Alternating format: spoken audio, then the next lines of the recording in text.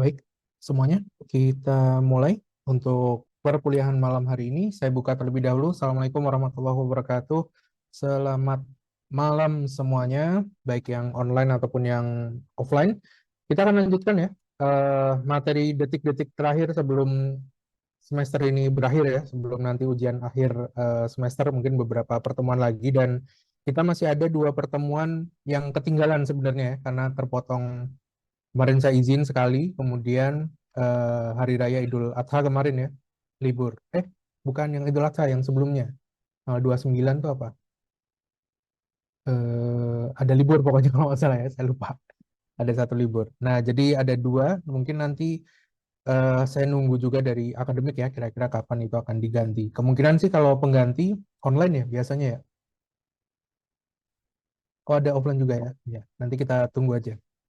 Baik, seperti biasa, presensi silahkan di-scan teman-teman ya.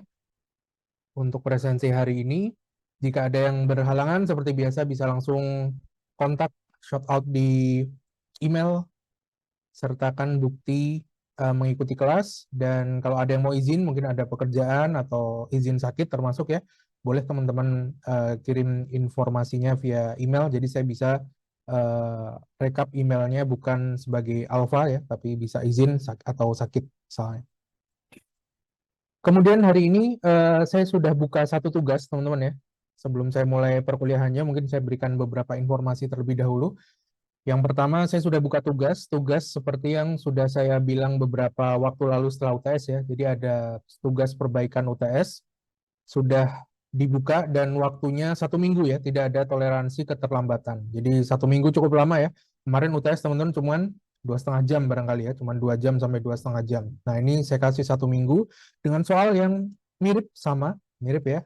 Kasusnya sedikit berbeda, tapi cara menjawabnya sama. Harapannya teman-teman bisa ikuti panduannya dengan baik dan benar. Di situ saya juga cantumkan ya, minimal kelas yang harus teman-teman definisikan adalah sekitar 15 kelas. Kalau bisa ya. Nah, teman-teman bandingkan tuh kemarin waktu ujian, berapa yang teman-teman cantumkan. Mungkin ada yang 6, kebanyakan sih kurang dari 10 kelas ya. Padahal dari kasus itu teman-teman bisa mengarang bebas sebenarnya ya. Mau ada 10 kelas, bisa banyak ya. Ada bikin super kelas, punya subkelas banyak juga silahkan. Yang penting make sense ya, masuk akal, sesuai dengan jalan cerita yang disajikan pada studi kasusnya. Nah, itu ya tugasnya bisa dicek kembali teman-teman. Kemudian bagi yang kemarin susulan, nah mungkin nanti yang susulan ataupun yang terlambat tapi terlambatnya dikit ya, yang masih saya perbolehkan untuk submit, itu nanti mungkin akan saya japri untuk submit hasil jawaban waktu UTS kemarin ya.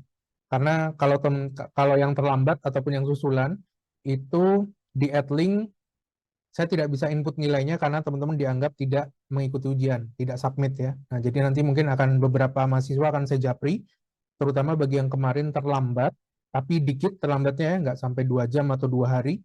Kemudian yang susulan dengan izin sebelumnya ya, jadi sudah ikut izin sebelumnya, nggak bisa ikut ujian, kemudian saya berikan soal susulan, nah itu nanti akan saya japri teman-teman untuk input ya, untuk input saya usahakan bisa masuk ke nilai UTS kemarin.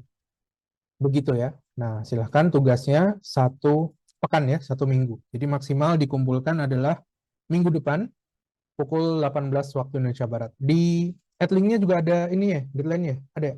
Ada. Nah, oke, sip. Ya, di situ sudah ada deadline-nya juga tolong di ikutin ya.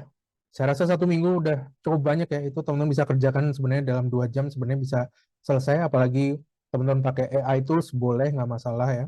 Boleh juga. Tapi yang penting make sense dan teman-teman jabarkan sebaik mungkin. Terutama diagram UML-nya ya. Diagram UML-nya juga kalau bisa sebaik mungkin sesuaikan dengan standar UML 2.0 yang kita pelajari. Relasinya ya, relasinya, multiplicity-nya juga kalau bisa dilengkapi. Kebanyakan hampir semuanya untuk UTS kemarin tuh multiplicity-nya nggak ditulisin. Relasinya ada, tapi relasinya pun ada yang panah biasa semua ya. Nah, padahal panah biasa kan ada artinya ya, ada artinya. Nah, kalau bingung, better jadikan dia asosiasi aja, garis aja gitu, nggak perlu pakai tanda panah. Ya, sebenarnya asosiasi itu juga di UML versi yang lama itu panah ya asosiasi ya. Nah, tapi di versi yang 2.0 ini pakai garis biasa aja tanpa tanda anak panah, itu dianggap sebagai asosiasi. Nah, itu relasi multiplicity, jangan lupa. Kemudian eh, intinya ada 4 tab ya yang harus teman-teman jawab seperti di UTS kemarin.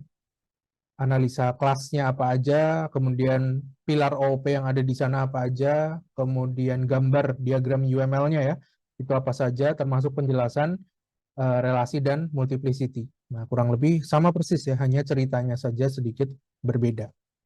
Begitu. Nah, sudah dilihat semuanya? Ada pertanyaan belum? Barangkali ya, silakan kalau ada pertanyaan sebelum kita mulai kelas hari ini. Ada pertanyaan? Gampang ya? Nah, silahkan. Kalau bisa, oh ya, eh, kemarin ada juga yang setiap tugas atau termasuk yang UTS itu yang disubmit itu adalah link ya.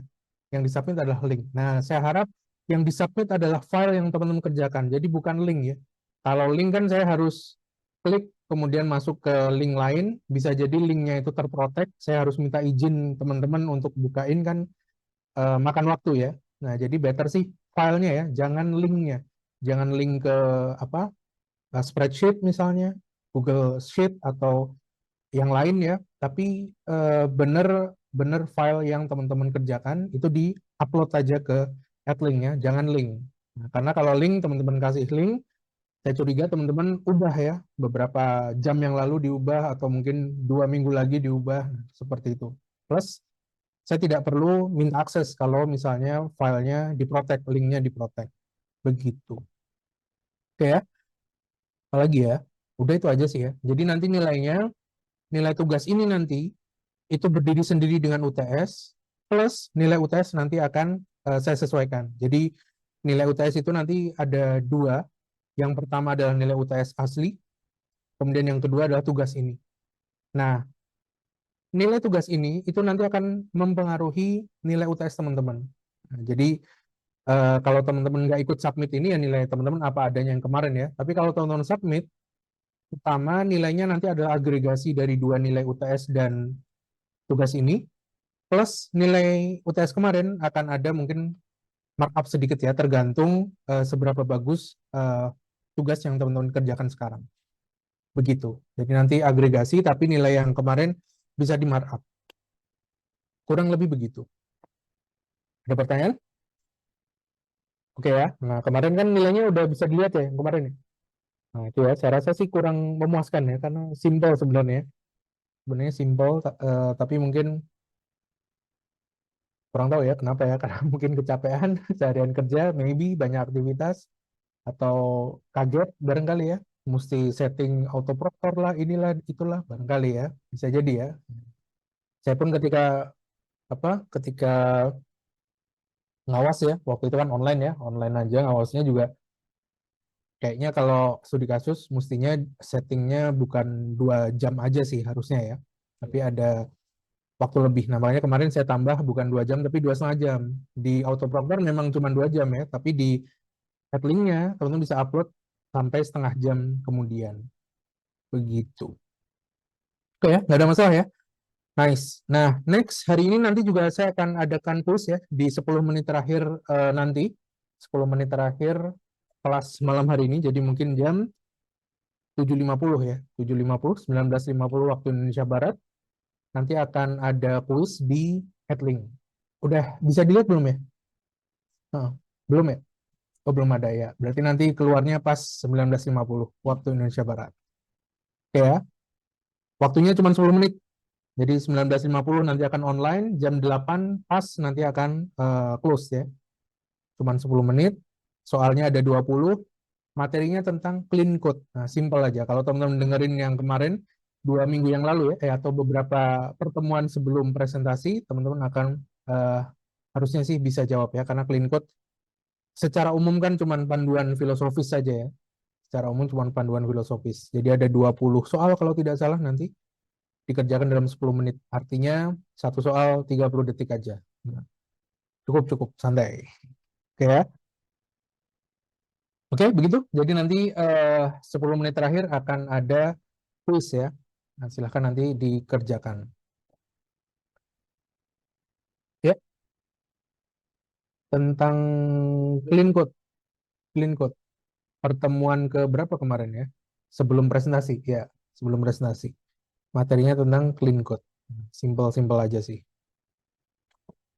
Oke, kalau tidak ada problem, saya mulai pertemuan hari ini ya. Nah, kita akan coba bahas solid principle ya. Ini merupakan salah satu hal yang juga fundamental seperti halnya clean code ya, yang mengatur philosophical guide, bukan hanya teknis ya, tapi juga sebagai panduan filosofis bagaimana kita para developer itu mendesain aplikasi, mendesain software, termasuk entitas-entitas yang ada di dalamnya, terutama terkait dengan yang akan kita implementasikan dalam paradigma object-oriented programming. Nah, jadi kalau kita bicara tentang solid, solid ini adalah salah satu prinsip dalam desain ya, prinsip dalam desain. Desain apa? Yang dimaksud prinsip desain itu adalah desain dalam bagaimana kita, kalau kita dalam paradigma object-oriented programming ya, bagaimana kita mendesain objek, kelas, serta hubungan antar kelas yang ada dalam sebuah software. Kurang lebih seperti itu ya gambaran umumnya.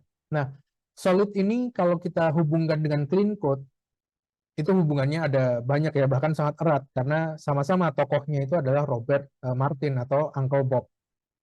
Clean code itu dipopulerkan oleh Uncle Bob, walaupun isinya itu bukan original dari Uncle Bob saja ya, tapi berdasarkan pengalaman dia, berdasarkan literatur-literatur yang ada waktu itu, tahun 2000-an, kalau kita ngomong clean code, dan juga expert engineer ya, waktu itu.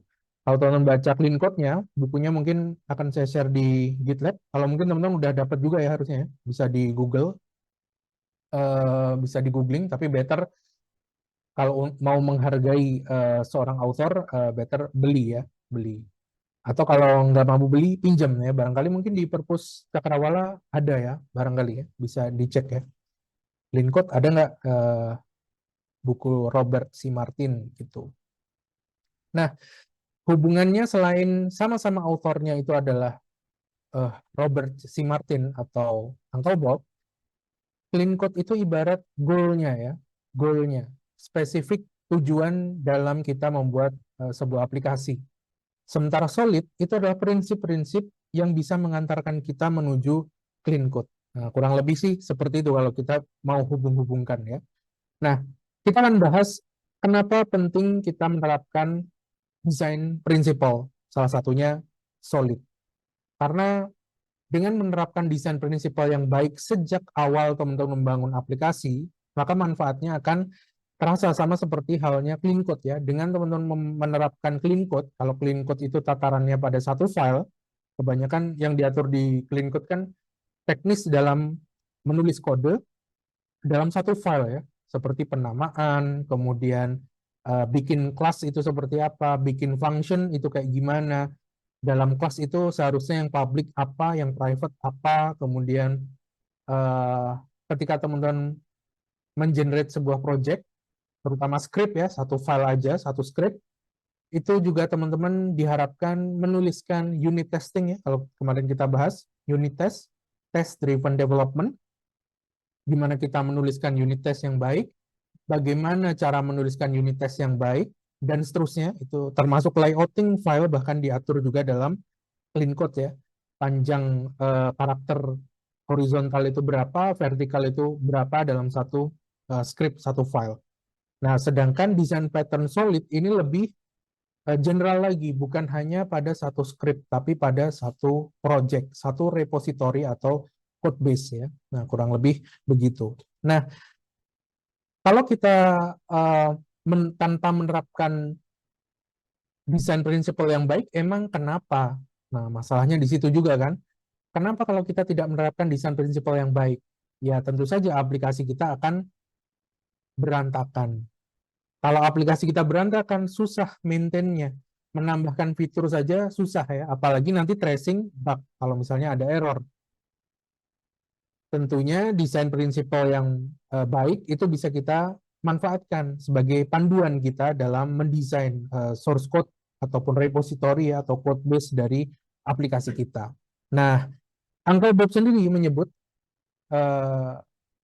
aplikasi atau software ya yang dibangun tanpa mengikuti prinsip-prinsip desain yang bagus, itu disebut aplikasi yang membusuk ya. Desain aplikasinya busuk. Yang dimaksud membusuk atau rotting design itu adalah ketika teman-teman memiliki sebuah aplikasi tanpa desain yang clear, yang jelas, yang namanya busuk, seiring berjalannya waktu akan terus membusuk. Ya kan? Misalnya teman-teman punya apel, teman-teman belah jadi dua, besok mungkin udah warnanya coklat, besoknya lagi mungkin hitam dan nggak bisa dimakan. Tapi berbeda kalau teman-teman punya apel yang bagus, teman-teman jaga, tidak di otak-atik ya, dimasukin ke kulkas misalnya, kemudian suhunya terjaga, tidak teman-teman ciderai ya, tidak dikupas atau tidak dibelah misalnya, maka apelnya akan tetap bagus dan mungkin bisa tahan lebih lama dibandingkan apel yang sudah dibelah sebelumnya. Nah, desain yang membusuk ini menurut Uncle Bob, dia mendefinisikan dalam bukunya ya, artikelnya, lebih tepat ini artikel ya, Design Principles dan Design Pattern di tahun 2000-an, bahwa desain yang memburuk itu ditandai dengan beberapa gejala. Ini desain dalam aplikasi ya. Kalau teman-teman punya sebuah software aplikasi yang susah untuk dirubah, artinya misalnya ada requirement baru, ada penambahan fitur baru, susah sekali untuk dimasukkan dalam sebuah aplikasi atau software teman-teman, artinya desain software teman-teman tersebut bisa apa namanya dikatakan sebagai desainnya membusuk ya, rotting design. Kenapa? Karena dia susah untuk ditambahkan fitur baru. Padahal fitur itu namanya fitur selalu ada penambahan dan selalu akan berkembang seiring dengan kebutuhan zaman tentunya. Nah, gejala yang pertama ini susah untuk dirubah atau kaku ya, rigidity. Jadi desainnya itu rigid, kaku, tidak fleksibel, tidak bisa kita tambahkan fitur walaupun fiturnya itu simple misalnya. Nah, itu adalah salah satu gejala bahwa desain dari software atau aplikasi yang kita buat itu adalah desainnya busuk ya, rotting design. Yang kedua, gejala lainnya dari desain yang membusuk, desain aplikasi yang membusuk itu adalah ketika teman-teman melakukan perubahan, penambahan fitur, atau misalnya memperbaiki error atau bug, itu malah justru membuat bug-bug lainnya itu muncul di banyak tempat. Jadi ketika teman-teman menambahkan fitur, malah muncul bug baru yang tidak berkaitan dengan fitur baru, tapi fitur lamanya kesenggol istilahnya ya, kesenggol. Sehingga bug-bug itu muncul. Walaupun kita nambahin fitur baru tidak ada bug, tapi di fitur lain muncul bug. Nah, itu kita sebut sebagai desain yang membusuk juga. Ini namanya fragility ya, atau rawan ya. Software atau aplikasi yang kita bangun itu ringkih. Ada penambahan error di banyak tempat. Ada tracing bug, kemudian kita mau fixing bugnya, muncul error baru yang tidak berkaitan dengan apa yang kita lakukan barusan. Nah, itu disebut sebagai fragile atau rawan atau ringkih ya, ringkih. Nah, ini juga merupakan gejala desain aplikasinya itu semakin membusuk ya, bisa dibilang mulai busuk. Dari awal tidak diatur. Mungkin ketika awal buat project, biasanya pasti teman-teman menggunakan template atau boilerplate barangkali ya, atau kalau teman-teman sekarang menggunakan framework modern, misalnya di kelas web barangkali, pakai React.js, dia sudah ada struktur desainnya, arsitekturnya ya. Next.js misalnya juga sudah ada tuh, struktur foldernya sudah clear, sudah rapi. Tapi seiring berjalannya waktu, misalnya 2 tahun lagi, 3 tahun lagi, mungkin ada kemungkinan desainnya kalau tidak teman-teman jaga dengan bagus ya, maka akan muncul rotting design ini, gejala-gejala ini ya. Nah, 2 di antaranya tadi, yang pertama adalah kaku, ketika dirubah sangat susah ya. Susah di sini maksudnya kita mau masukin fitur baru itu bingung mau di mana. Kemudian susah dirubah, karena kalau kita melakukan perubahan kecil, itu rentetannya banyak. Misalnya nambah parameter pada sebuah function. Function itu dipanggil di banyak tempat. Nah, maka kita harus ubah tuh semua jumlah parameter dari functionnya. Nah, ini termasuk desain aplikasi yang membusuk ya. Termasuk juga ketika kita ada perubahan, kemudian muncul bug-bug lain yang tidak berkaitan dengan fitur baru yang kita tambahkan. Nah, itu juga merupakan gejala desain yang membusuk, fragile ya, ringkih atau rawan ya. Nah, yang ketiga, ciri-ciri dari rotting design, menurut Uncle Bob, dia juga bilang bahwa salah satu ciri atau gejalanya adalah kita tidak bisa menggunakan kembali ya, kita tidak bisa reuse bagian dari aplikasi kita di tempat lain di aplikasi kita, atau bahkan kita tidak bisa reuse dari satu aplikasi ke aplikasi yang lain. Nah, itu disebut sebagai gejala immobility. Jadi kita tidak bisa menggunakan kembali function misalnya, kelas atau objek yang sudah kita declare ke bagian lain dalam software kita, masih software yang sama, atau bahkan diimport ke software yang lain. Nah, itu merupakan gejala lain dari desain yang membusuk. Nah, seharusnya ketika teman-teman mendeklarasikan function, kelas, objek, ataupun apapun ya entitas dalam software, pastikan teman-teman juga tetap mengikuti kaidah atau prinsip dry ya, don't repeat yourself. Artinya ya kita buat segeneral mungkin sehingga bisa diakses siapapun. Ketika ada perubahan juga tidak mempengaruhi aplikasi-aplikasi atau bagian-bagian lain yang menggunakan entitas tersebut. Nah, ini adalah gejala yang ketiga. Dan gejala yang keempat, ketika kita menghadapi perubahan ya, ada requirement baru misalnya, atau ada perubahan flow, atau misalnya ada uh, laporan bug ya, yang harus kita tackle bugnya, atau termasuk juga laporan potensi adanya bug, maka terkadang developer itu menghadapi dua kondisi yang disebut oleh Uncle Bob ini sebagai gejala viskositas. Nah, yang pertama, ketika requirement baru itu atau tracing bug atau something yang akan kita lakukan ya di software yang ada, yang existing, ketika kita mau memberikan fitur baru itu, mengimplementasikan fitur baru tersebut, kita susah untuk menjaga desain dari aplikasi kita itu tetap sesuai dengan apa yang sudah kita buat di awal. Maka jika perubahan yang kita lakukan itu justru membuat desainnya itu berubah, ini kita sebut sebagai viskositas dari desain.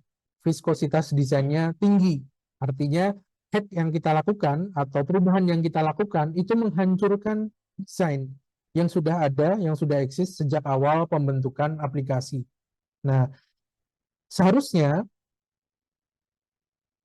yang menjadi fokus utama dalam menjaga desainnya adalah kita jaga desainnya tetap seperti awal, sehingga kita bisa tetap memasukkan fitur barunya tanpa merubah desain yang sudah kita sepakati dari awal.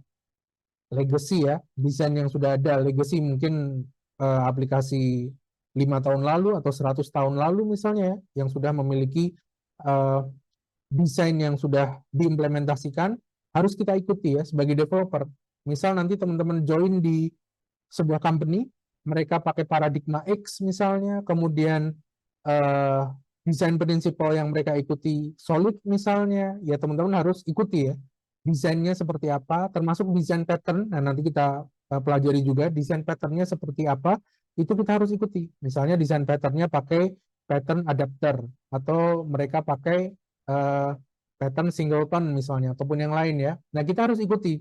Jangan misalnya kita sebagai karyawan baru kemudian karena kita udah belajar yang lebih advance, misal ya, yang menurut teman-teman udah lebih advance, ini softwarenya desainnya teman-teman rubah sesuka hati. Nah, padahal ketika teman-teman rubah, tentu teman-teman tidak bisa rubah semuanya sekaligus ya. Pasti yang teman-teman rubah hanya fitur yang teman-teman implement saja. Sementara fitur yang lainnya yang sudah existing akan tetap mengikuti desain yang lamanya. Nah, sehingga inilah yang disebut sebagai viskositas desainnya tinggi. Teman-teman rubah ya, rubah desainnya hanya demi menambahkan fitur baru. Nah, seharusnya jaga desainnya tetap seperti yang sudah ada, yang sudah eksis. Kemudian teman-teman tambahkan fiturnya dengan tetap menjaga konsistensi dari desainnya. Nah, itu yang disebut sebagai viskositas ya. Viskositas dari desainnya.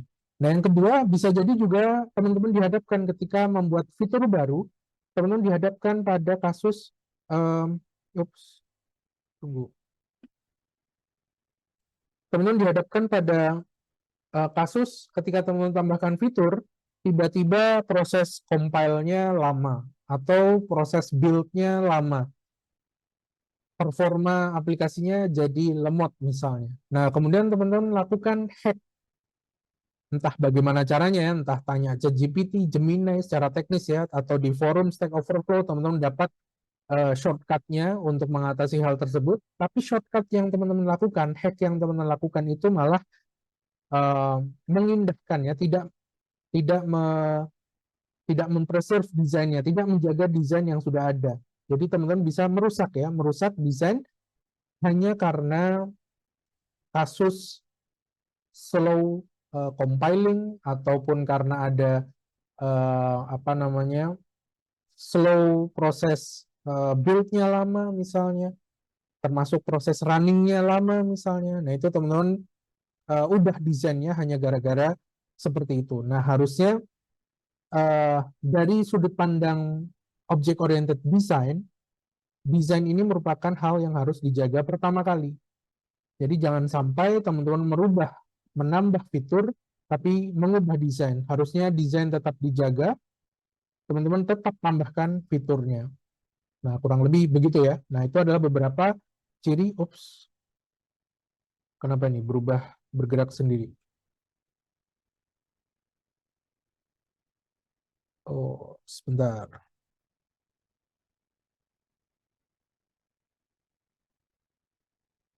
Nah, ini adalah beberapa gejala ya.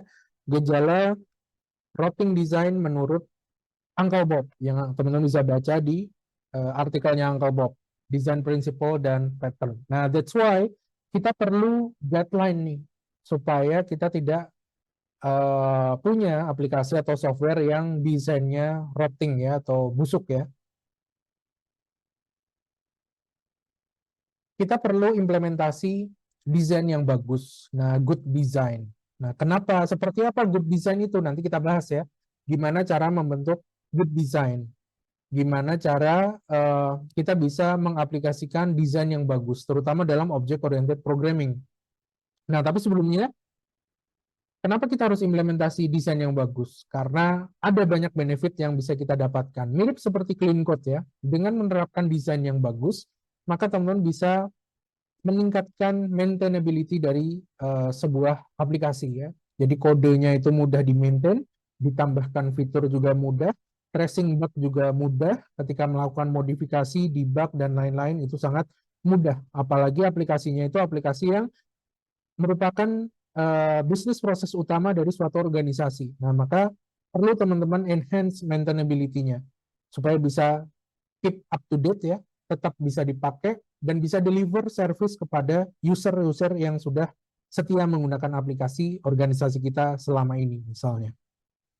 Selain itu juga meningkatkan flexibility dan extensibility, nambah fitur jadi lebih mudah ya, tidak ada tantangan khusus untuk menambahkan fitur ataupun melakukan extensibility.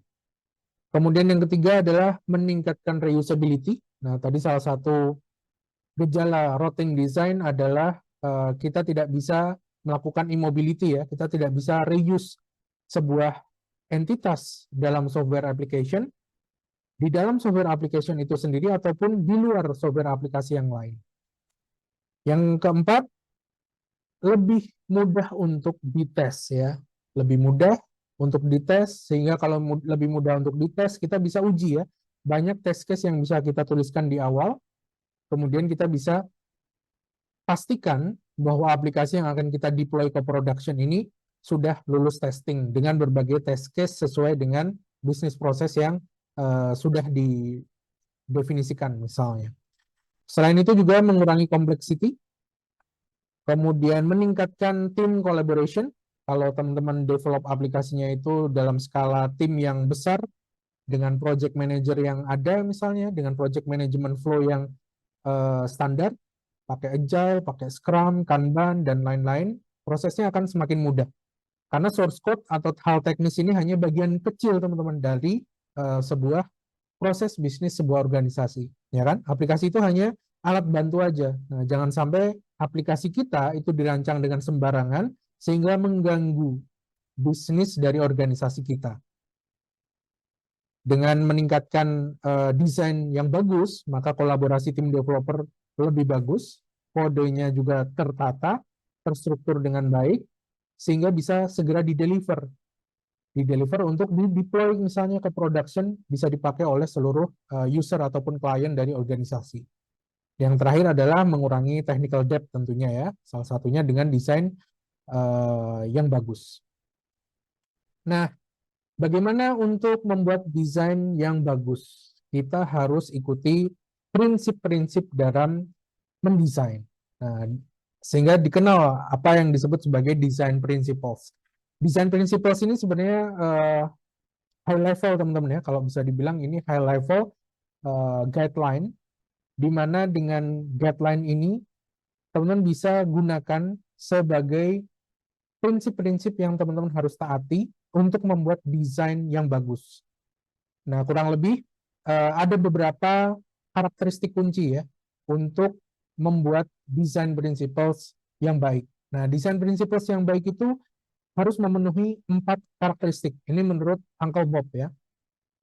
Yang pertama adalah abstrak.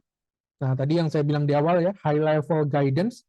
Jadi kalau teman-teman mau bikin desain principle sendiri, misalnya desain principle by X misalnya. Misalnya saya bikin desain principle, terus saya namai misalnya Lintang Design Principles. Nah, harusnya desain principle saya itu bisa diterapkan high level ya, high level secara general sebagai panduan, bukan desain secara konkret implementasinya.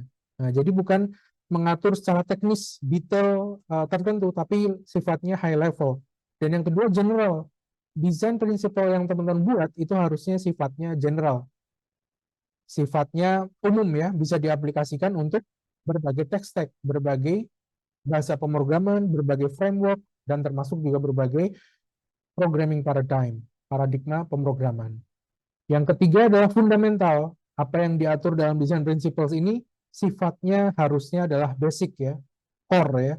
Sifatnya adalah sesuatu hal yang fundamental dan memenuhi kaidah-kaidah dari software engineering yang baik tentunya. Dan yang keempat, informatif. Nah, design principles ini juga harusnya selain mengatur secara high level, bisa diaplikasikan untuk berbagai tech stack, kemudian mengatur hal-hal basic, tapi juga informatif. Teman-teman bisa mendapatkan alasan ya, alasan kenapa kualitas ataupun kenapa secara teknis implementasinya harus seperti ini. Nah, itu bisa teman-teman dapatkan dari desain principle kurang lebih. Nah, secara umum dalam dunia software engineering, desain principle ini ada banyak teman-teman ya, ada banyak sekali. Dua di antaranya yang paling populer untuk object oriented programming, yang pertama adalah GRASP namanya ya, General Responsibility Assignment Software Patterns. Nah, ini adalah desain principle terutama untuk object oriented programming teman-teman ya, di mana fokus dari GRAPS ini adalah pada responsibility, mengatur responsibility. Siapa atau kelas apa yang harus bertanggung jawab untuk kegiatan X misalnya. Kelas atau interface apa, abstrak kelas apa yang bertanggung jawab untuk aktivitas Y misalnya. Atau bagaimana kita bisa mendapatkan kualitas Z misalnya. Nah, itu adalah contoh General Responsibility Assignment Software Patterns. Software Patterns GRASP ini diperkenalkan awalnya oleh Craig Lattman dalam bukunya ya di tahun 97 tentang Applying UML and Patterns. Jadi bukunya itu tentang UML dan pattern kaitannya dengan pengenalan Object Oriented Analysis dan Design. Dalam bukunya tersebut Craig Lattman ya itu mengungkapkan tentang GRASP bahwa tool untuk melakukan desain, terutama dalam software development, terutama dalam object oriented design, itu sebenarnya bukan UML, bukan bahasa pemrograman, bukan tech-stack tertentu, tapi mindset ya, mindset yang bagus tentang design principle. Di GRASP ini dia mendefinisikan ada 9 hal yang seharusnya teman-teman pertimbangkan ketika akan membuat desain yang bagus ya, atau mengimplementasikan desain yang bagus pada sebuah software atau application. Ada 9, teman-teman bisa baca di slide ya. Yang pertama adalah information expert, creator, controller, low coupling, high cohesion, polymorphism, pure fabrication, indirection, dan protected variation. Nah, ini selengkapnya teman bisa baca lebih jauh ya. Apa saja yang diatur dalam grasp principle ini. Poin per poinnya juga teman-teman bisa dapatkan. Nah, beberapa poin ini, misalnya high cohesion, itu ada padanannya di pattern solid ya, di principle solid yang nanti akan kita bahas. High cohesion, kemudian polymorphism juga kita sudah kenal ya dalam object oriented programming secara umum. Polymorphism itu bukanlah satu hal yang aneh. Polymorphism itu bahkan satu buah pilar yang bisa kita manfaatkan dalam object oriented programming. Nah, controller juga kita kenal ketika teman-teman nanti mungkin membahas desain pattern ya, desain pattern, kemudian contoh pattern arsitektur MVC ya, model view controller. Controller di situ adalah controller yang sama yang dibahas di grasp principle. Nah, selain grasp principle, kita mungkin tidak akan bahas secara detail tentang grasp principle ya, tapi mungkin singgung sedikit aja dan kita bandingkan dengan prinsip yang akan kita bahas di kelas ini, yaitu solid. Solid principle. Solid principle ini sebenarnya gabungan dari 5 prinsip yang sudah populer sebelumnya ya. Dan istilah solid ini diutarakan oleh Michael Veders kurang lebih tahun 2004 dan merupakan akronim dari 5 prinsip yang ada dalam object oriented design. Nah, ini bermula sekitar tahun 2000, lagi-lagi Uncle Bob, Robert C. Martin, itu bikin artikel Design Principles and Design Patterns, di mana di artikel tersebut dia menjabarkan banyak sekali design principle ya, termasuk juga design pattern dalam object oriented programming. Beberapa di antaranya ada di dalam solid principle. Nah, Michael Veders kemudian mengumpulkan ya beberapa prinsip yang ditulis oleh Uncle Bob berdasarkan dari pengetahuan yang ada saat itu atau peneliti dan expert yang ada saat itu menjadi satu dengan akronim SOLID. SOLID ini terdiri atas 5 prinsip utama. Yang pertama adalah Single Responsibility Principle atau SRP, kemudian Open Closed Principle OCP, List of Substitution Principle atau LSP, Interface Segregation Principle ISP, dan yang kelima adalah Dependency Inversion Principle DIP. Nah, itu apa saja? Itulah yang akan kita ulas ya di kelas ini. Single Responsibility Principle itu apa, bagaimana, dan teknisnya seperti apa, terutama di C++ yang kita bahas ya. Nanti kita akan coba jabarkan dan pelajari bersama. Termasuk Open Close Principle, List of Substitution Principle, Interface Segregation Principle, dan Dependency Inversion Principle. Nah, kurang lebih itu yang diatur oleh SOLID. Nah, SOLID ini bisa kita bilang lebih teknis ya dibandingkan dengan GRASP Principle. Dia lebih high level dan lebih abstrak kalau kita bandingkan dengan SOLID Principle. Karena dalam SOLID Principle, memang dia tidak mengatur teknis ya, yang namanya design pattern, atau desain principle seperti yang tadi kita sudah ulas di slide sebelumnya, seharusnya dia itu sifatnya abstrak, general, fundamental, dan informatif. Nah, solid ini dia memang abstrak dan fundamental, tapi teknisnya sangat mudah untuk diimplementasikan. Berbeda dengan grasp. Kalau grasp ini memang lebih tatarannya high level ya. High level, teknis dalam codingnya mungkin tidak banyak, hanya beberapa yang ada teknis codingnya ya. Kalau saya boleh mention mungkin yang tadi saya panggil ya, controller, high cohesion, dan polymorphism itu yang bisa dipraktekkan. Selebihnya mungkin teman-teman bisa dalami ya. Information expert ini juga bukan orang, ini bukan kode ya. Information expert itu adalah job manusia. Kreator ini juga job ya, manusia. Low coupling mungkin bisa dipraktekkan. Pure fabrication ini masuknya ke design pattern, bisa teknis di situ, dan seterusnya.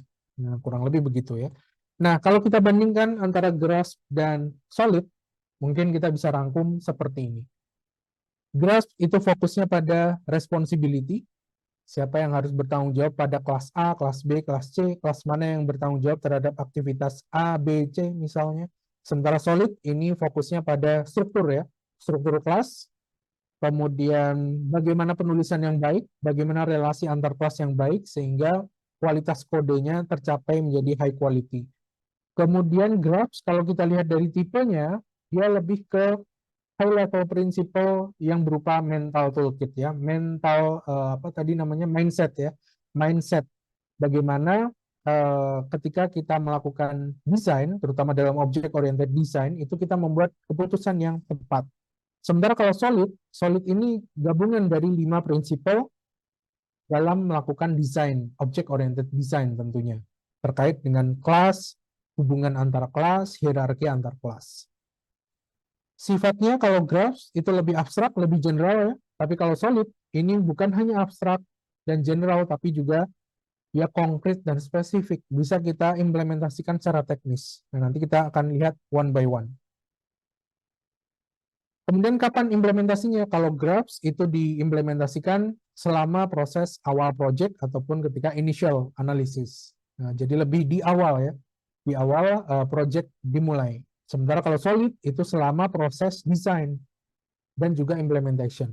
Nah, ini kalau teman-teman belajar SDLC ya, Software Development Lifecycle, solid ini bisa diterapkan software development lifecycle kan secara umum ya, yang jadul kan ada empat fase doang ya, planning, analysis, design, dan implementation, selesai. Nah, solid ini bisa diterapkan selama proses software development lifecycle. Di planning dia bisa, analisis juga bisa, desain juga tentunya ya, karena dia mendesain, dan implementation. Sementara kalau graph itu lebih pada planning dan analisis di awal aja. Nah, teman-teman mungkin sudah belajar software development lifecycle ya. Kemudian goalnya, kalau graphs itu membuat desain dengan fokus pada responsibility. Nah, sehingga disebut responsibility driven object oriented design. Sementara kalau solid itu fokusnya pada pembuatan ya, desain aplikasi atau software berbasis object oriented yang fleksibel, mudah di-maintain dan mudah ditambahkan ya, mudah dimodify, mudah tracing bug-nya. Outputnya apa? Kalau graphs, outputnya adalah assignment ya. Assignment dari responsibility dan juga behavior dari objek-objek yang dibuat oleh kelas. Sementara kalau solid, outputnya apa? Lebih terlihat oleh para developer ya, karena berupa structure kelas yang lebih bagus tertata ya, interface yang lebih rapi, dan juga hubungannya interface abstrak relasi dengan antar kelas. Kurang lebih begitu. Nah, ini adalah beberapa perbedaan antara graphs dan solid. Nah, sehingga yang kita pakai adalah solid. Kenapa? Karena dia lebih konkret dan spesifik sesuai dengan apa yang kita pelajari di mata kuliah ini ya, object oriented programming. Jadi ada teknisnya yang bisa kita praktekkan. Nah, kurang lebih begitu. Di pertemuan kali ini kita akan coba bahas dua prinsip dulu ya, dua prinsip dari solid. Yang pertama adalah Single Responsibility Principle, SRP, dan yang kedua akan kita bahas adalah Open Close Principle atau OCP. Nah, seperti biasa slide-nya juga sepertinya sudah bisa teman-teman akses ya di Adlink ya. Di Adlink termasuk slide dari dosen koordinator Pak Hedi juga saya cantumkan di sana ya. Nah, sampai sini ada pertanyaan dulu boleh? Silahkan kalau ada yang mau bertanya tentang desain prinsipal secara general ya. Kemudian kita sudah kenalan dengan beberapa desain prinsipal terutama yang ada di object oriented programming, ada grasp dan juga solid. Ya, silakan. S.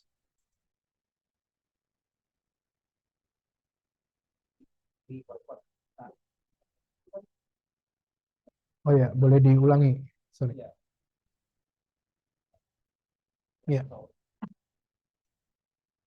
Ya, belum masuk kayaknya, Mas. Belum masuk. Ya. Silakan, boleh Ya, diulangi. masuk Pak ya? Iya. Oke, ya. Jadi saya tuh bingungnya gini sih Pak. Jadi kan untuk menerapkan solid gitu ya Ya. di atas C++. Nah, C++ itu sendiri kan nggak ada ini apa, nggak ada bentuknya ya, nggak kayak PHP yang kayak misalnya nih kode Igniter atau Laravel yang bentuknya udah MVC gitu Pak, yang selebihnya Maksudnya nggak ada framework yang ya. udah ada boilerplate-nya, template-nya. Tuh. Oke. Nah, jadi yang saya bingung tuh gini Pak, ini nggak terbatas C++ juga kan. Ya, Misalnya kita mau implement data C++ di atas yang notabene nggak ada bentuknya gitu Pak ya. ya, Nah, itu untuk mengatur dari sisi foldernya itu gimana Pak ya, supaya kode yang nantinya kita implement tuh, ini tuh beneran pakai prinsip solid loh. Karena saya bingung sih Pak kalau yang untuk di sisi C++ atau Golang seperti itu. Mungkin kalau di MVC seperti kayak di PHP gitu kan MVC-nya udah ada, tinggal kita ya udah kita tinggal implement solidnya aja gitu Pak ya. Jadi 50% persoalan kita tuh udah selesai gitu Pak. Itu ya, sih Pak yang bikin saya bingung di atas apa ya? Functional programming kayak Golang, ya, Python sama C++ itu mungkin pertanyaan saya Pak. ya. Terima kasih. Misalkan sebenarnya Solid ini tidak mengatur teknis implementasi ya. Sekali lagi seperti yang ada di slide. Desain prinsipal itu provide high level, general, bisa diterapkan di berbagai bahasa pemrograman, fundamental atau basic ya, dan juga dia menjelaskan alasannya kenapa bentuknya seperti ini, kenapa desainnya begini. Nah, itu yang disebut desain prinsipal. Sehingga penerapan Solid pada bahasa pemrograman itu tergantung interpretasi dari developer. Mungkin eh Mas siapa, sorry, Oh, Eka Pak. mungkin Mas Eka pernah baca artikel Medium mungkin ya, penerapan Solid di Golang misalnya, Ya, betul. penerapan Solid di JavaScript. Betul. Antara satu artikel dengan artikel lain ini Nah, berbeda. betul Ya, itu menurut saya Pak. karena interpretasi dari developer atau penulisnya itu terhadap Solid di bahasa pemrograman tertentu itu berbeda. Nah, that's why Solid ini bahkan dalam artikelnya Uncle Bob juga dia tidak menjelaskan detail implementasinya kayak apa sih. Dia menjelaskan mungkin di beberapa contoh yang simple dengan Java, tapi kebanyakan sih pakai pseudocode ya, pakai pseudocode. Nah, sehingga penerapan implementasi teknisnya, best practice-nya itu tergantung dari interpretasi developer. Nah, sehingga gimana caranya kita tahu ini menerapkan Solid dengan benar? Ya, kita harus tahu Solid yang benar seperti apa. Itu dia Pak ya, jadi pertanyaan saya. Saya taunya solid saya sama solid versi Palintang ini bener nggak sih gitu tuh, taunya kan ini Ya, kan kitanya unopinionated gitu Pak ya. Jadi ya. nggak ada standar bakunya, jadi nggak tahu tuh entah saya yang bener atau Palintang yang bener atau bahkan kita berdua nggak ada yang bener nih gitu. Ya, Itu sih Pak betul. yang apa ya yang jadi pertanyaan saya. Bisa jadi seperti itu. Nah, that's why kita belajar bareng di sini ya. Nah Kita itu Pak. belajar bareng. Setiap poin ini nanti akan kita pelajari. Hari ini kita akan coba pelajari dulu poin S dan O-nya dulu ya. Single responsibility itu apa, open source principle itu apa. Tentu saya bikin slide ini, bikin kelas malam hari ini berdasarkan eh, source yang menurut saya valid ya. Menurut saya valid. Di situ juga saya cantumkan ya sumber saya dari mana. Nah, jadi nanti teman-teman kalau menemukan hal yang kok sepengetahuan saya nggak gini misalnya, nah itu boleh mention aja ya, boleh mention, kita bisa adu argumen, ya kan? Karena salah satu tujuan dari perkuliahan ini bukan hanya teman-teman belajar nerima semua yang disajikan di slide ya, tapi teman-teman juga asah pola pikir teman-teman ya, benar apa enggak yang kita sajikan di slide, benar apa enggak yang kita obrolkan di kelas. Karena bisa jadi, karena banyak kasus juga ya, mungkin teman-teman pernah baca sejarah, dulu ada konsep geosentris, bumi ini pusat tata surya, ya kan? Terus ternyata itu ratusan tahun tuh, bahkan yang melawan akan kena hukuman dari gereja barangkali ya. Nah, kemudian kemudian ternyata yang sekarang dipakai adalah heliosentris. Nah, kurang lebih kayak gitu. Jadi itulah tujuan salah satu adanya akademi ya, akademi atau universitas. Nah, that's why untuk desain solidnya gimana? Tergantung interpretasi kalau saya boleh jawab ya. Nah, secara teknis seperti apa juga tergantung implementasi. Karena Uncle Bob itu menulis ya, Uncle Bob menulis prinsip-prinsip ini, termasuk orang-orang yang mendeklarasikan prinsip-prinsip ini, itu mereka menulis tergantung membuat prinsip ini berdasarkan secara teknis ya, kalau kita bicara teknisnya, berdasarkan bahasa pemrograman yang ada saat itu. Waktu itu belum ada Golang, belum ada Golang. Jadi kalau Uncle Bob dulu 2000 tahun 2000 ditanya bagaimana penerapan solid pada Golang, ya dia nggak tahu. Golang baru muncul barusan aja ya kan. Nah, kurang lebih gitu. Nah, gitu ya. Jadi kita coba pahami one by one. Oke, yang pertama kita pelajari tentang SRP principle ya, single responsibility principle. Memang single responsibility principle ini yang mencetuskan, namanya itu adalah Uncle Bob. Nah, ini orangnya, fotonya saya cantumkan. Tapi sebenarnya Uncle Bob sendiri juga bilang bahwa single responsibility principle yang dia gaungkan ini itu sebenarnya mengutip dari prinsip lain yang sudah ada di tahun 70-80-an. Prinsipnya itu adalah cohesion, yang tadi juga teman-teman lihat di graph principle ya. Di situ ada high cohesion. High cohesion inilah yang kemudian diambil oleh Uncle Bob. Kemudian secara kasar mungkin ya saya bisa bilang Uncle Bob cuman rename aja, ngasih nama baru single responsibility principle. Kemudian ditulis dalam bukunya, dalam artikelnya, dalam blognya, diambil oleh Michael Roberts di tahun 2004 menjadi salah satu aspek dari solid single responsibility principle. Nah, sejarahnya kurang lebih begitu ya. Nah, apa itu cohesion sebelum kita bahas ke SRP-nya? Atau kita bahas dulu SRP-nya. Single responsibility principle itu secara umum, secara sederhana dia membuat statement bahwa sebuah kelas itu seharusnya, satu buah kelas ya, kelas yang kita ketahui selama ini, satu buah kelas itu seharusnya hanya punya satu alasan untuk berubah. Reason di sini dalam tanda kutip teman-teman ya, reason atau alasan di sini dalam tanda kutip. Sebuah kelas itu seharusnya hanya punya satu alasan untuk berubah. Reason di sini disebutkan oleh Uncle Bob di artikelnya yang berbeda di tahun 2006 kalau tidak salah. Dia menjelaskan reason yang dimaksud itu adalah responsibility, mirip seperti high cohesion yang ada di graph. Jadi kalau teman-teman baca artikel-artikel, baca sejarah, teman-teman akan nemu koneksi-koneksi dari penelitian orang-orang zaman itu ya, tahun 80-an, 90-an, dan itu menarik ya. Nah, jadi high cohesion yang ada di graph itu identik dengan single responsibility principle yang ada di solid. Dan single responsibility principle itu hanya nama lain dari prinsip cohesion. Prinsip cohesion yang ada pada solid dan juga yang ada pada graph itu sudah ada sebelumnya di tahun 70 oleh atau 80-an oleh DeMarco dan Page Jones. Nah, itu bukunya saya cantumkan di bawah teman-teman. DeMarco, Structured Analysis and System Specification. Kemudian Page Jones tahun 88, The Practical Guide to Structured Systems Design. Nah, jadi sebenarnya single responsibility principle ini bukan hal baru, sudah ada sejak tahun 70-80-an dan dipakai di beberapa desain principle termasuk graph ya. Solid juga pakai dengan nama single responsibility principle oleh Uncle Bob. Nah, secara umum reason yang ada di dalam kalimat statement prinsip ini, sebuah kelas seharusnya hanya punya satu alasan untuk berubah, itu artinya adalah responsibility. Nah, jadi satu buah kelas, kalau bisa teman-teman buat satu kelas itu ya hanya responsibility-nya hanya satu, tujuan utama dia hidup itu satu doang. Misalnya teman-teman bikin kelas student, artinya segala hal tentang student ada di kelas itu. Nah, bukan segala hal ya, tapi terkait dengan student ada di kelas itu, kurang lebih ya. Nah, nanti bisa dijabarkan lagi. Apakah memang semua metode dan data atau member yang ada dalam kelas itu memang seharusnya dalam satu kelas, atau bisa kita pecah menjadi beberapa kelas sesuai dengan responsibility-nya. Nah, kita ke cohesion dulu sebelum nah kurang lebih itu SRP ya. Kemudian apa itu cohesion?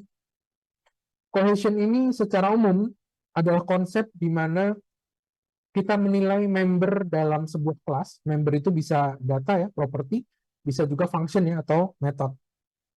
Di dalam kelas itu seberapa kemelekatan antar elemen yang ada di dalam kelas tersebut.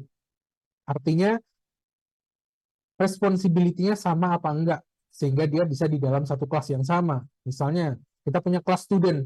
Di dalam kelas student ada name, age, kemudian ada address, ada phone number, email misalnya, masih oke ya.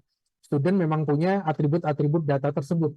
Tapi tiba-tiba di dalam kelas student itu ada misalnya kewajiban mengajar misalnya. Kan aneh ya, student itu harusnya yang belajar di kelas. Tapi kenapa dia punya member mengajar? Nah, seharusnya member mengajar itu bukan bagian dari student. Nah, itulah yang disebut sebagai cohesion. Seberapa kemelekatan semua member yang ada dalam satu kelas. Apakah dia punya satu responsibility yang sama atau berbeda? Kalau dia kelas student ya otomatis di dalamnya harusnya atribut atau data atau function ya atau method yang berkaitan dengan apa yang bisa dilakukan oleh student. Nah, mengajar bukan bagian dari kewajiban student. Harusnya mengajar berarti bukan bagian dari kelas student. Artinya mengajar itu memiliki kohesi yang lemah di dalam kelas student. Nah, kurang lebih begitu. Nah, single responsibility principle itu sebenarnya adalah terjemahan dari functional high cohesion. Jadi kohesi yang kuat dan returnnya itu didefinisikan dengan function atau tujuan yang sama. Nah, sehingga kalau boleh disimpulkan SRP-nya Uncle Bob ini bukan original idenya Uncle Bob, tapi ini merupakan terjemahannya dari prinsip cohesion punyanya DeMarco dan Page Jones tentang functional high cohesion. Nah, kurang lebih begitu. Functional high cohesion itu artinya kalau teman-teman bayangkan ya, di sini saya sebutkan juga, misalkan teman-teman bayangkan teman-teman punya toolkit, toolbox. Toolbox itu dalamnya ya perangkat untuk bengkel, misalnya ada tang, ada obeng, ada apalagi kabel misalnya, ada part-part yang kecil yang bisa masuk ke dalam toolbox itu ya, termasuk silet, pisau, gunting, dan lain-lain.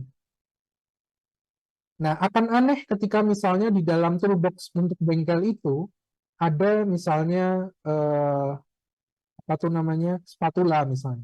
Kan aneh ya, toolbox untuk bengkel kenapa di dalamnya ada spatula? Nah, artinya spatula ini kohesinya lemah dengan alat-alat yang lain yang ada di dalam toolbox. Kurang lebih analoginya seperti itu. Kalau toolbox untuk bengkel, ya harusnya di dalamnya alat-alat bahan-bahan untuk bengkel, untuk mesin ya, untuk otomotif misalnya. Begitu pula sebaliknya, kita punya toolbox, toolkit, ya boleh silakan. Kita punya box atau kit untuk alat-alat masak. Ya seharusnya tentang alat-alat masak ya, spatula, pisau, sendok, garpu, dan lain-lain.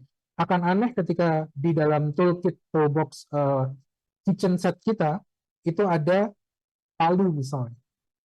Walaupun palu mungkin bisa juga ya, ketok tulang ya, mungkin gergaji. Nah, mungkin agak aneh ya. Atau ada tang misalnya, ada obeng. Nah, itu kan agak aneh. Nah, itu yang disebut sebagai cohesion. Seberapa kemelekatannya atau seberapa tinggi tingkat keterkaitan antar elemen yang ada dalam sebuah kelas. Nah, dalam bukunya Uncle Bob ini memberi contoh juga teman-teman.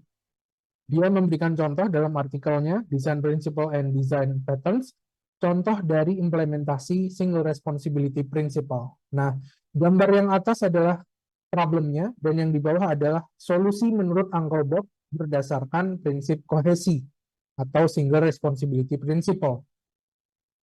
Misalkan ada dua aplikasi. Nah, teman-teman bisa lihat yang atas ya. Di sebelah atas, kotak kiri itu ada Computational Geometry Application. Kemudian di kotak kanan ada Graphical Application. Di mana di Computational Geometry Application itu dia membutuhkan kelas. Ya. Dia menggunakan kelas rectangle, tapi yang dia pakai hanya function untuk mengukur luas area. Nah, jadi yang dipakai dalam computational geometry application itu cuman untuk mengukur luas area rectangle. Sementara pada graphical application itu dia menggunakan kelas rectangle bukan hanya untuk menghitung luas tapi juga untuk menggambar rectangle. Nah, desain yang atas ini menurut Uncle Bob itu menyalahi prinsip single responsibility. Kenapa? Karena kelas rectangle yang ada di tengah atas itu, dia punya dua responsibility. Apa? Responsibility-nya yang pertama dia menghitung luas, dan yang kedua menggambar. Ini kan dua responsibility yang berbeda ya. Menghitung luas itu mungkin kalau kita masukkan dalam pelajaran anak SD itu matematika, sementara menggambar itu adalah tugasnya mata pelajaran seni misalnya. Nah, artinya rectangle ini seharusnya bisa kita ubah ya supaya bisa memenuhi prinsip single responsibility principle.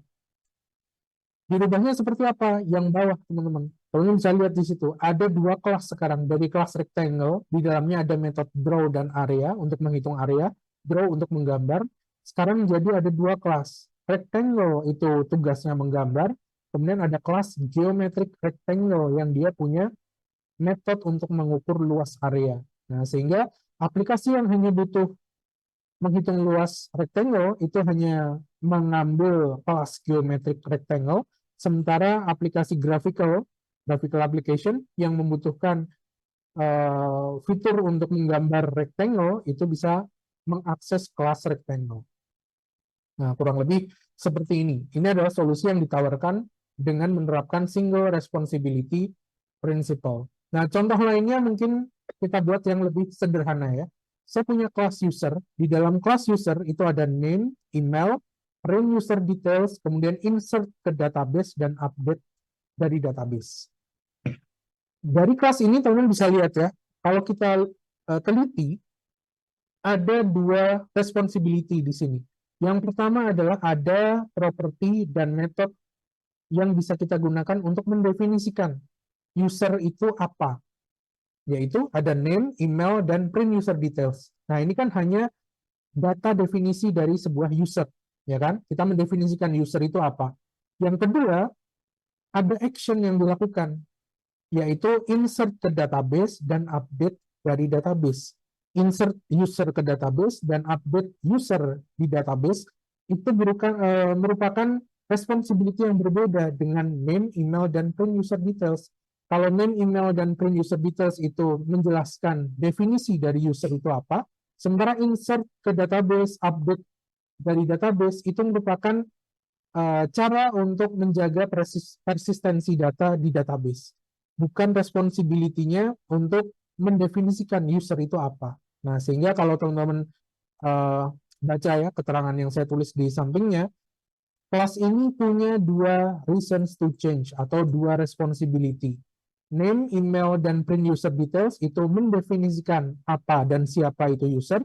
Sementara print user details, insert into database dan update from database itu menjelaskan gimana caranya kita masukin data user ini ke database, gimana kita update data ini, data user ini dari database. Nah, dari sini kita bisa simpulkan ya, teman-teman bisa interpretasikan bahwa ini menyalahi single responsibility principle karena ada dua responsibility. Yang pertama mendefinisikan user itu apa, yang kedua menjelaskan gimana caranya untuk masukin data ke database ataupun update data user dari database. Nah, sehingga best practice-nya gimana supaya memenuhi single responsibility principle? Kita bisa pisahkan menjadi dua user ya, sama seperti di awal tadi, di contoh yang disebutkan Uncle Bob. Kita pisahkan user di mana kelas user itu punya metode ataupun atribut yang mendefinisikan user itu apa, yaitu nama, email, dan print user details. Nah, ini name, email, dan print user details kohesinya kan tinggi ya, kemelekatannya tinggi, keterkaitannya tinggi dibanding dengan insert into database dan update from database. Nah, kita pisahkan, kita buat kelas baru misalnya user repository, di mana kelas user repository itu punya metode insert ke database, update from database, atau hal lain yang menghubungkan antara kelas user dengan database misalnya. Nah, ini adalah contoh sederhana penerapan single responsibility principle. Kalau kita tuliskan dalam C++ ya, kurang lebih jadinya seperti ini. Di situ saya punya kelas user, di mana kelas user punya metode name, email, dan udah name email doang ya kalau di sini ya. Name email, kemudian ada beberapa metode get name dan get email. Nah, name email, get name, get email ini kan keterkaitannya tinggi. Mereka sama-sama menjelaskan user itu apa, ya kan? Sementara di user repository itu saya hanya punya satu metode save. Untuk apa save? Untuk misalnya di situ saya cuma ngeprint doang ya. Kalau di contohnya ini ya, harusnya di situ misalnya connect ke database, kemudian ke tabel tertentu kita insert data ke situ misalnya kalau untuk save. Nah, itu kan dua responsibility yang berbeda. Yang atas itu adalah kelas yang menjelaskan user itu apa, namanya siapa, emailnya apa. Sementara user repository yang bawah itu adalah teknis gimana caranya kita menyimpan data ke database. Nah, seharusnya seperti ini. Sehingga kalau teman-teman mau membuat objek dari kelas user, teman-teman bisa lihat di dalam main function-nya ya. User, new user, Andi masukin namanya, kemudian masukin emailnya. Kemudian kalau mau nyimpen objek ini ke dalam database, kita tinggal bikin dulu tuh objek dari user repository, kemudian dari objek repository kita panggil method save, repo.save new user. Nah, kurang lebih begini implementasinya. Nah, saya rasa contohnya cukup jelas ya teman-teman ya, dan simple. Nah, single responsibility principle ini sangat simple. Cocok untuk menjadi poin pertama dalam Solid ya. Begitu. Nah, sampai sini ada pertanyaan barangkali? Nah, intinya adalah teman-teman bisa memisahkan ya, pisahkan. Kalau dalam satu kelas itu ada metode dan atribut yang responsibility-nya sama, tujuannya sama, maka satukan. Tapi kalau berbeda, pisahkan aja. Pisahkan, kemudian antar kelas tersebut punya hubungan, punya relasi. Setidaknya relasinya asosiasi. Bisa juga kalau di sini, nah kalau di sini teman-teman lihat tuh, di dalam method save itu ada argumen user dan itu artinya dia reference ya, reference ke class user, artinya parameter yang nanti dimasukkan ke dalam method save dari repository ini itu merupakan objek dari class user. Nah, kalau seperti ini berarti artinya hubungannya adalah apa teman-teman? Hubungannya aggregation, ya kan? Artinya di dalam user repository itu dia punya ya, dia punya user. Jadi sehingga kita bisa masukin user ke dalamnya dan akan jalan nih algoritma di dalam function ini. Apa algoritmanya? Misalnya nge-save ke database dan seterusnya. Nah, kurang lebih begitu. Sehingga ini bisa kita atau kita gambarkan basic association juga bisa ya, seperti yang ada di slide sebelumnya. Nah, ini kan asosiasi ya, cuman garis gitu doang hubungannya. Nah, kurang lebih begitu. Ini yang disebut single responsibility principle. Sangat simpel ya, teman-teman ya. Intinya adalah satu kelas, isi, metode, atribut, data, function yang ada di dalamnya itu punya responsibility yang sama. Kalau ada responsibility-nya berbeda, wajib dipertanyakan ya, apakah metode atau atribut tersebut memang pantas di dalam kelas itu, atau harus kita ubah, entah kita pindahkan ke kelas lain, atau kita bikin kelas baru yang punya relasi dengan kelas sebelumnya. Nah, kurang lebih begitu. Ya, aman ya? Nah, lanjut. Pak, saya ingin Ya, bertanya, Pak. ya silakan. Ya, yang single responsibility ini, SRP, Ya, eh, itu kalau kita bikin kelas gitu ya, Pak. Misal ya, user ini, biasanya kan kadang kita juga banyak data user. Anggaplah ya, misal ada 20 data yang mau kita kumpulin gitu ya. ya, Nah, ya, dan nanti kan bakal ada metode-metodenya, misal metode parsing alamat dan sebagainya ya, gitu. ya. Nah, itu ada batasannya nggak, Pak? Misal kayak untuk nyimpan metodenya cukup apa best practice-nya itu di misal cukup 5 gitu atau nyimpan atributnya nggak banyak-banyak gitu, Pak, di dalam satu kelas gitu. Ada batasannya nggak, Pak, untuk itu? Kalau batasan itu tidak ada ya. Kalau dalam kita bicara SRP ya, kalau kita bicara SRP, batasan tidak ada. Tapi kalau kita ngomongin melibatkan clean code, nah itu baru ada batasan tuh. Batasan yang diberikan oleh clean code, mungkin ini dengan Mas siapa tadi? Verdi, Pak. Ya, Mas Ferdi. Mungkin bisa baca di clean code ya, ataupun baca slide saya sebelumnya ya. Di situ dia membahas tentang kelas. Kelas itu dalam clean code ya, kalau dalam SRP saya simpel jawab tidak. Yang dibahas di SRP adalah bagaimana keterkaitan antar atribut dan metode yang ada di dalam sebuah kelas. Dia nyambung apa enggak, punya tujuan yang sama apa enggak. Nah, kalau limitasi seperti itu dibahasnya di clean code. Mas Ferdi bisa baca kembali kemarin. Dalam clean code, kelas itu seperti function, harus ditulis small, ya kan? Small ini apa? Di clean code juga disebutkan. Small itu bukan hanya small ukurannya, bukan hanya small apa penulisannya, jumlah barisnya, tapi responsibility-nya juga small. Ya kan? Masih ingat nggak materi clean code kemarin?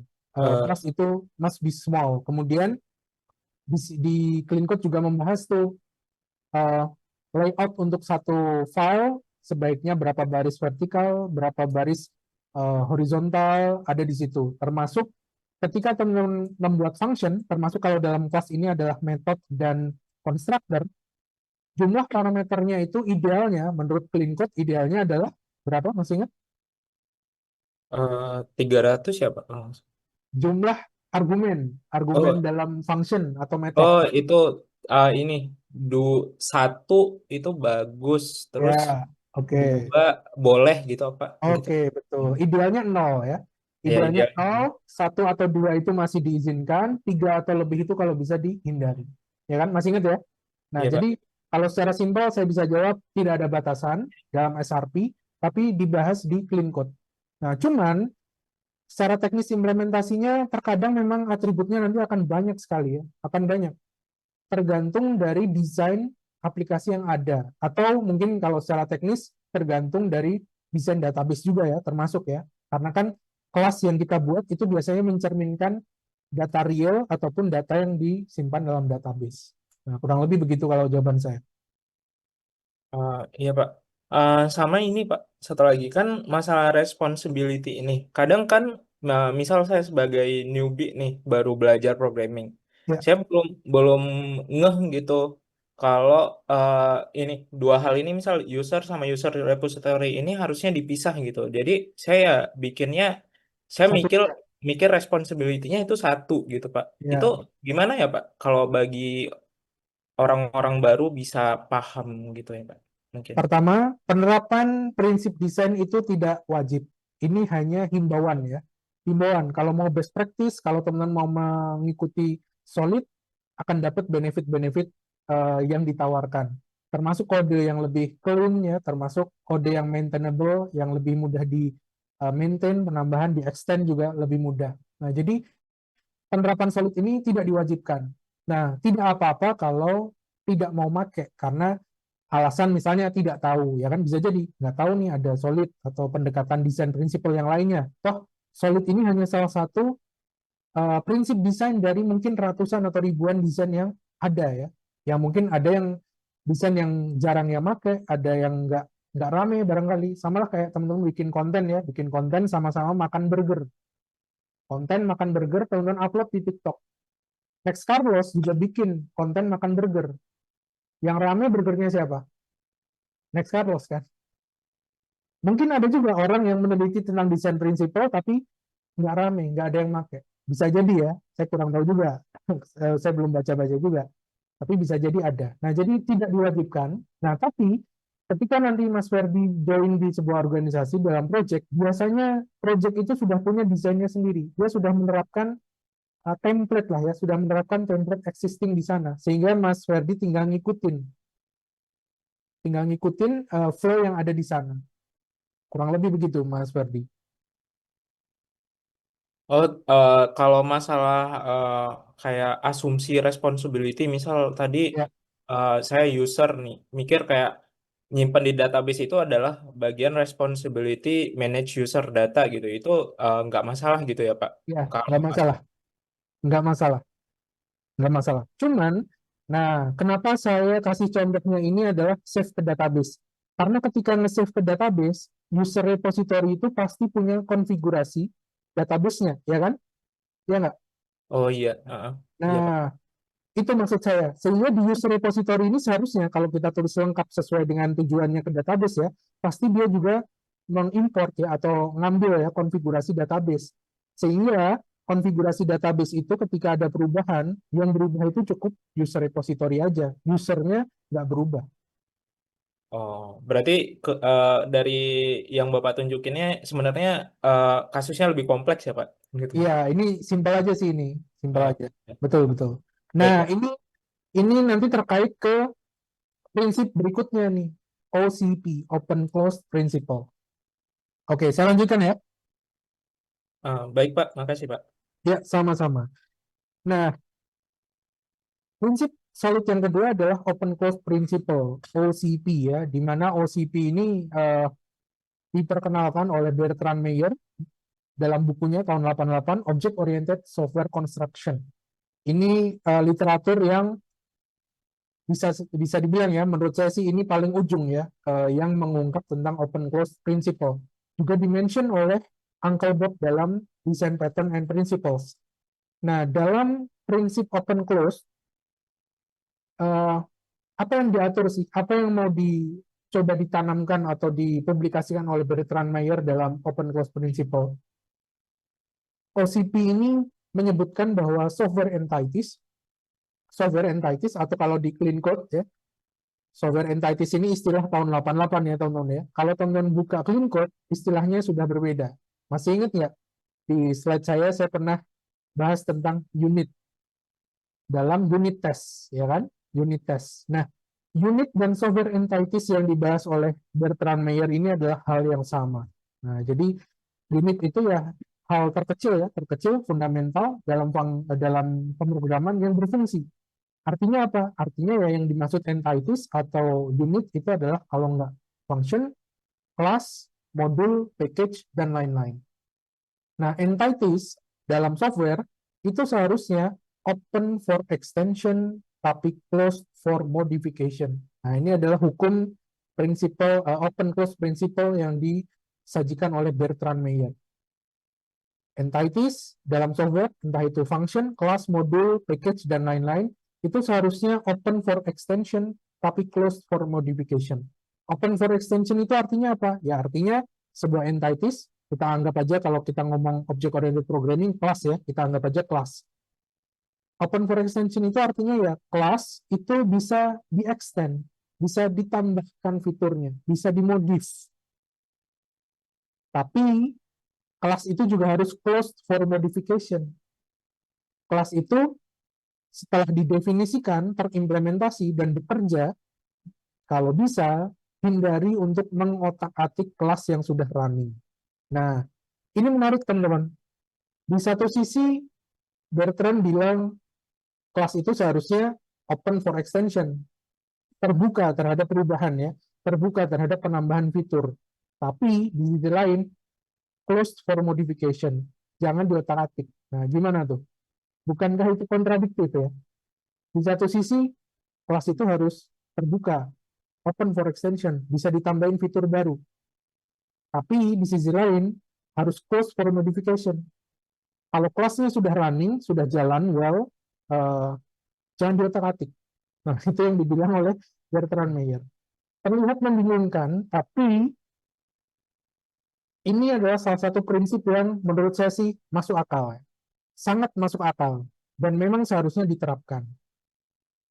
Gimana caranya? Caranya adalah menggunakan pendekatan abstraksi. Nah, ini juga sudah kita bahas di pilar-pilar object-oriented programming yang pertama. Pilar pertama adalah abstraksi.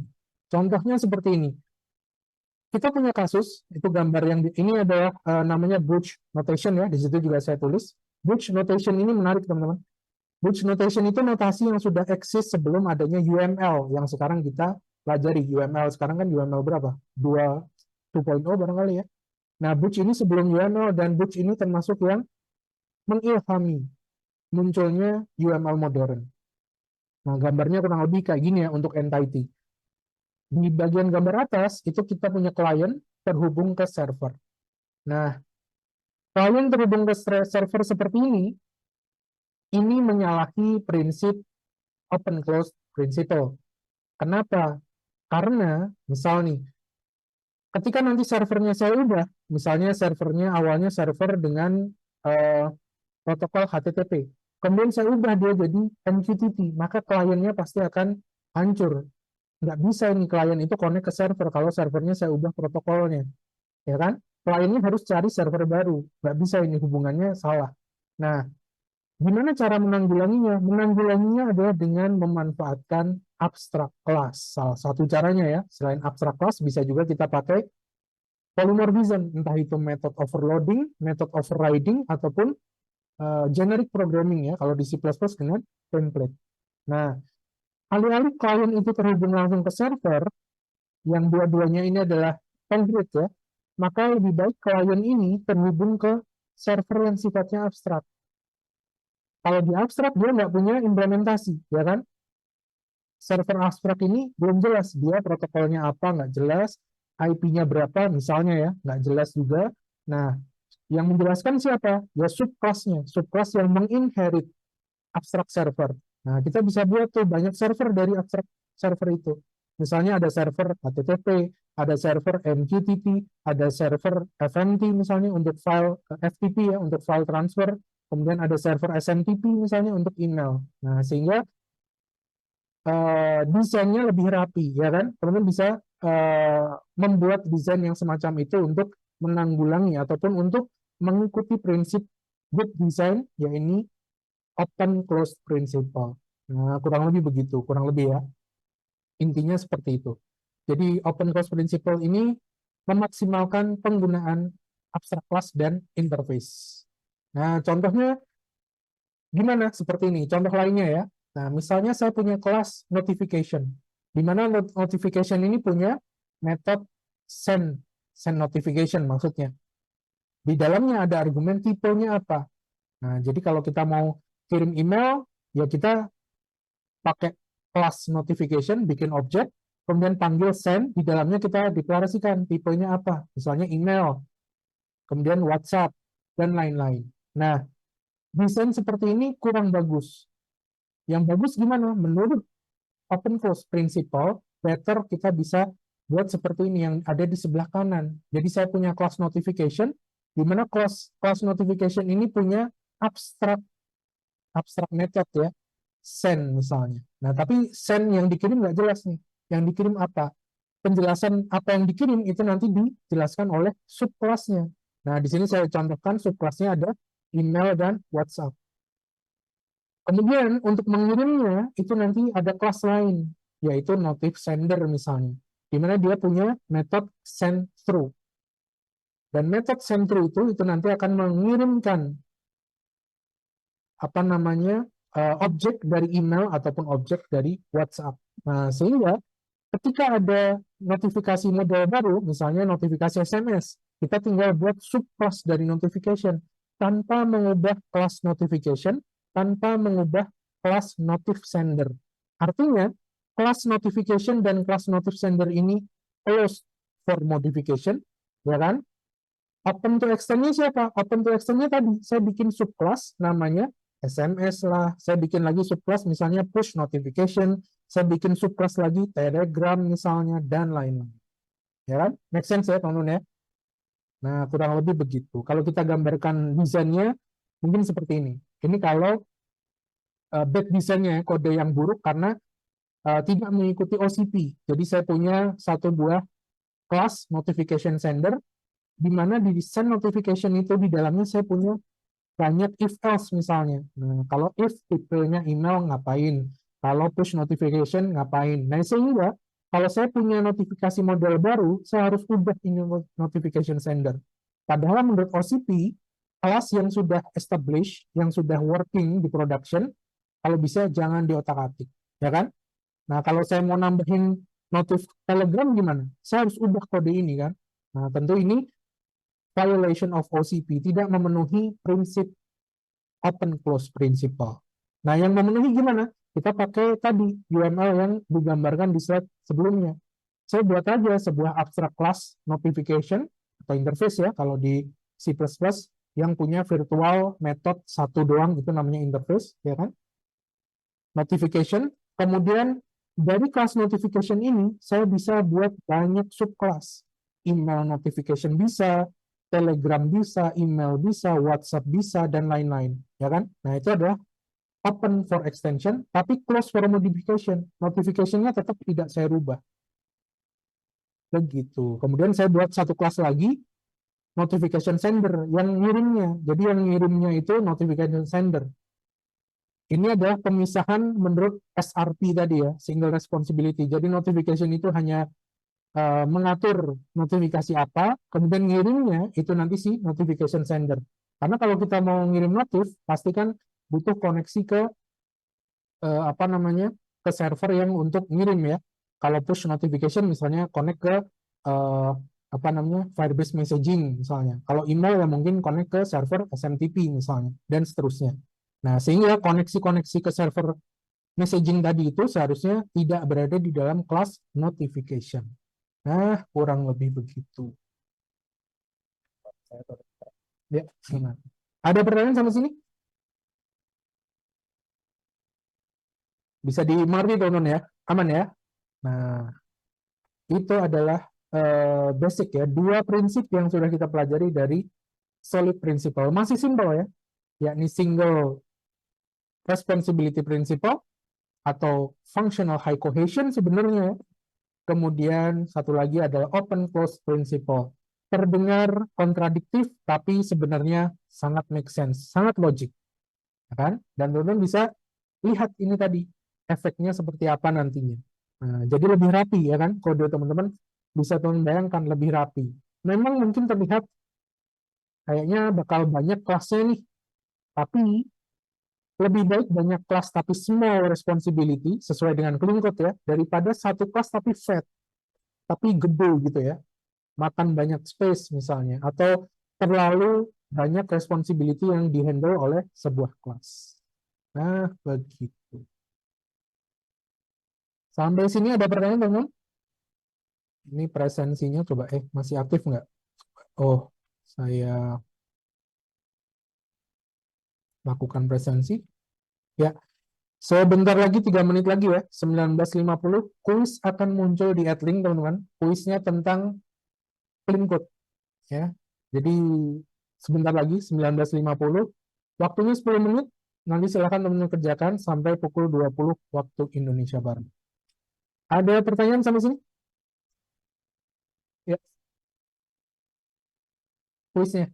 Kuisnya open book aja boleh. ChatGPT juga boleh ya. Boleh, silakan. Gemini boleh. Tapi saya jamin simpel sih teman-teman ya. By insting harusnya bisa kalau teman-teman mendengarkan materi clean code kemarin. Ya, silakan. Ada pertanyaan? Tidak ada? Kalau tidak ada, mungkin saya tutup ya.